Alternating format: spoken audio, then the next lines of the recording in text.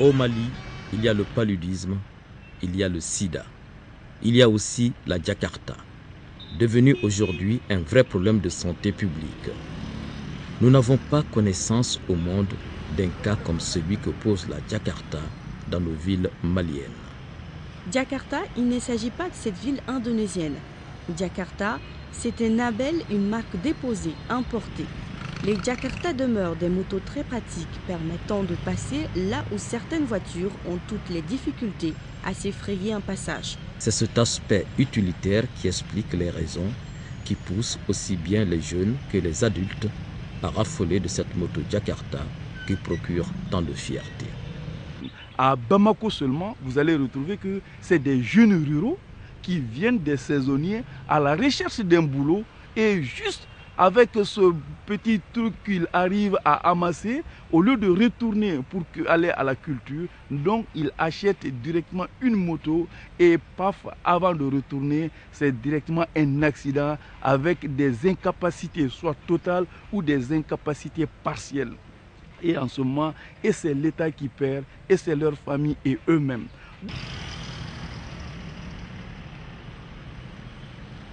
Aujourd'hui, ces motos sont devenues un moyen de déplacement indispensable dans la capitale malienne, à l'image de la capitale du Burkina Faso, Ouagadougou et bien d'autres. La direction des transports terrestres, maritimes et fluviaux estime entre 450 000 et 500 000 le nombre de motos Jakarta en circulation sur le territoire national.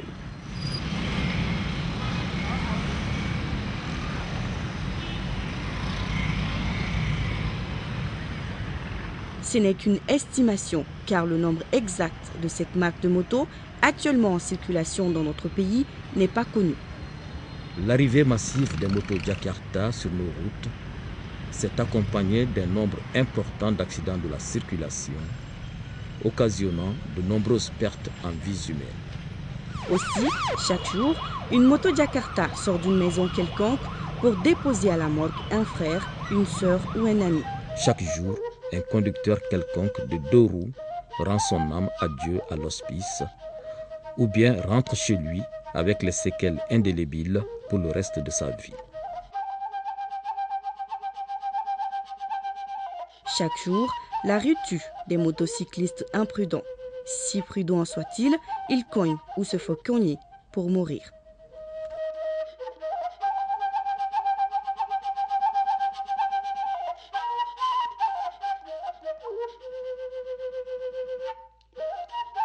Force est de reconnaître que ces engins à 2 roues font plus de mal que de bien dans notre capitale.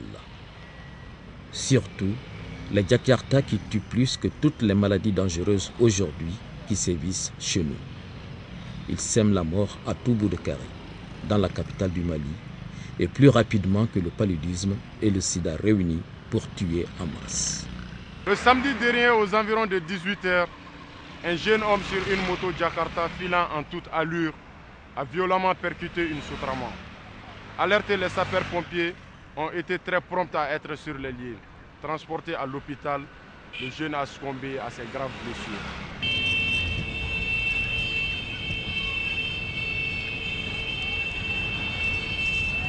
Pourquoi cette passion des risques démesurés?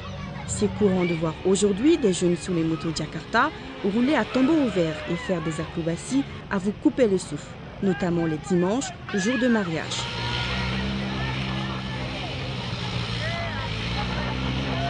Certains en font même une fierté et un point d'honneur à réussir les prouesses qui défieraient les cascadeurs les plus rompus à la tâche. En entendant un changement de comportement, celui qui veut vivre longtemps à Bamako doit se méfier de ces jeunes gens fous qui roulent sur Jakarta. Les accidents de la circulation deviennent de plus en plus un phénomène plus que préoccupant, singulièrement celui des motos Jakarta. D'autant plus que certains motocyclistes roulent à tombeau ouvert, tuant en longueur de journée des vieillards, enfants innocents.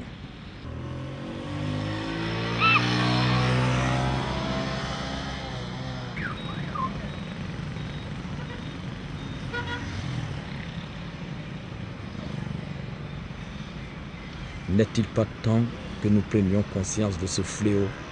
Le Jakarta est le bienvenu au Mali. Mais le problème du Jakarta, c'est les mauvais conducteurs. Parce qu'il y a des gens qui conduisent mal le Jakarta, ce qui fait qu'il y a assez d'accidents au niveau de la circulation.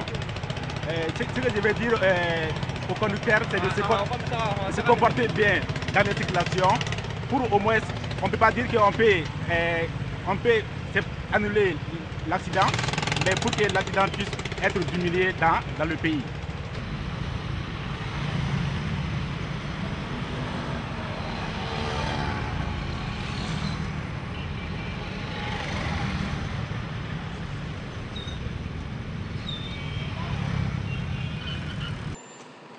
Des jeunes, toutes catégories sociales confondues, roulent aujourd'hui en Jakarta, défiant la prudence la plus élémentaire. Les mineurs parmi ces casse-cou sont légion. À ce niveau, la responsabilité des parents est sujette à caution puisque parmi les amateurs de cross, on dénombre plusieurs mineurs qui se font fracturer plusieurs fois les membres et dont les motos ont été achetées par les chefs de famille.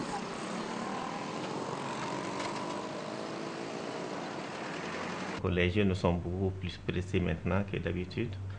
Ils sont très imprudents sur les routes. Donc il y a ce côté à signaler. Donc demander aux uns et aux autres d'être très prudents, de ne pas trop se presser sur les voies publiques.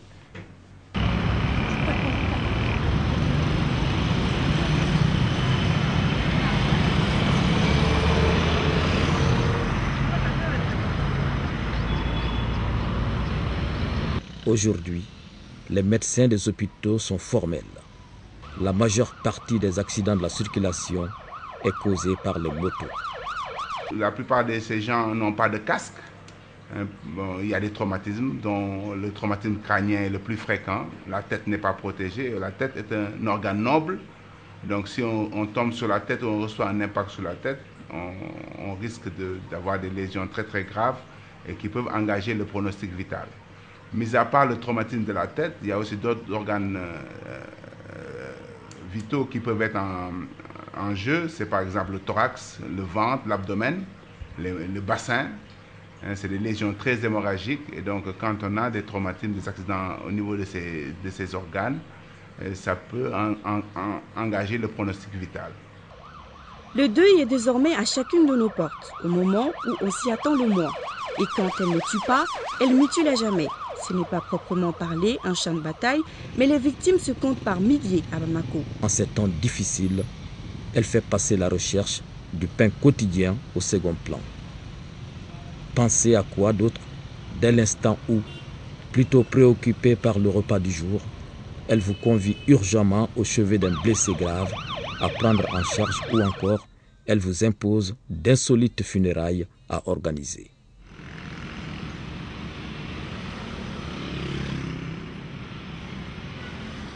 Les responsables de la circulation routière imputent cette recrudescence d'accidents à l'incivisme, à la méconnaissance du code de la route et aussi à l'absence d'une loi répressive contre les usagers des engins de roue du type Jakarta.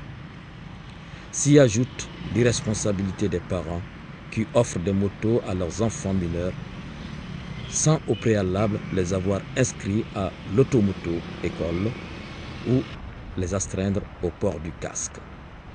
En tout cas, les parents prudents regardent à deux fois le comportement de leurs enfants avant de leur acheter cette moto appelée par certains la harata, c'est-à-dire aller à la mort. Si les pouvoirs publics ont jugé utile d'initier une semaine de sécurité routière, c'est que le seuil d'alerte est largement dépassé en matière d'accidents de la circulation. Le gouvernement a demandé de mettre l'accent beaucoup plus sur la sensibilisation, l'éducation, l'information et le volet formation. Mais au niveau des institutions telles que l'OMS, on a trouvé que la sensibilisation a atteint ses limites. Et aujourd'hui, il faut sanctionner. Évidemment, au niveau du code, il y a ce qu'on appelle aussi la sanction. La sanction fait partie du code de la route. Mais ce n'est pas la politique du gouvernement qui demande toujours de sensibiliser et on va sensibiliser. Sinon, il y a des pays où il y a beaucoup plus de motos que chez nous, mais moins d'accidents. Tout cela est lié à l'incivisme. Dans le but de contribuer au changement positif de comportement des usagers de la route, des prêches ont été organisées dans les mosquées et dans les églises. Une campagne de sensibilisation à grande échelle a également été menée. Les médias publics et privés sont également largement impliqués. La campagne a permis à beaucoup de motocyclistes d'intégrer le port du casque, de passer leur permis de conduire et d'immatriculer leur engin. Elle a aidé à la vulgarisation et la diffusion des textes communautaires de sécurité routière dans l'espace 8 mois, à travers une conférence de presse et des publics reportages. Les agents de sécurité doivent désormais s'investir avec rigueur, fermeté et sans parti pris dans la lutte contre l'insécurité routière. L'heure n'est plus au discours et aux slogans. Il nous faut agir maintenant, car au constat, ce n'est pas la route qui tue, encore moins les engins, mais c'est notre insouciance face aux dangers qui causent tous ces malheurs. Des mesures appropriées doivent être prises pour garantir le respect par les usagers du code de la route. Car il reste beaucoup à faire, surtout à l'endroit de la jeunesse. Elle est l'avenir du pays, dit-on. Mais qu'est-ce qu'un pays qui enterre ses jeunes tout au long des routes, qu'il a construit à coups de milliards de francs CFA?